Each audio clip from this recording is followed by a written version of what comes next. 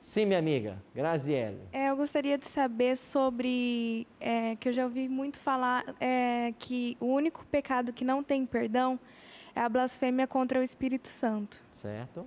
Eu queria entender melhor isso. Jesus falou assim: todos os pecados que vocês cometerem vos serão perdoados.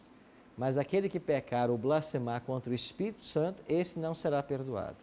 O que é o pecado imperdoável? É o pecado contra o Espírito Santo. E o que é o pecado contra o Espírito Santo? Em João 14 e João 16, Jesus disse que o Espírito Santo seria dado a nós para nos convencer do pecado, da justiça e do juízo.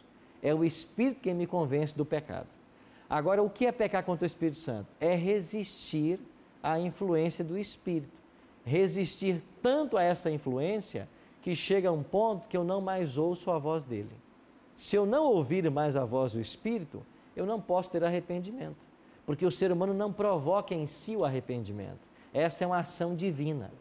Então, aquele que sabe que está em pecado e insiste neste pecado conhecido, pode chegar a um ponto que ele não mais ouça o apelo do Espírito Santo para abandonar o pecado conhecido. E usar o nome assim do Espírito Santo para fazer certas brincadeiras, como eu já ouvi muito, seria também uma blasfêmia?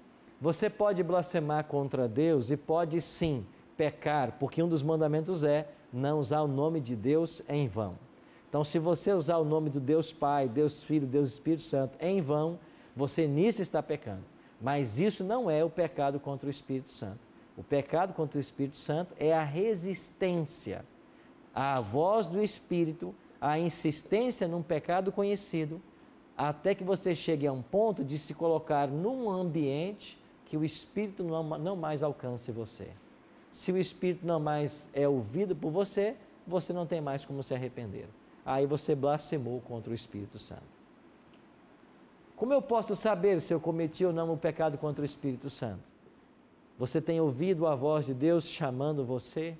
Você tem ouvido o Espírito Santo conversando com você, te levando por um bom caminho, querendo o seu bem, a sua salvação?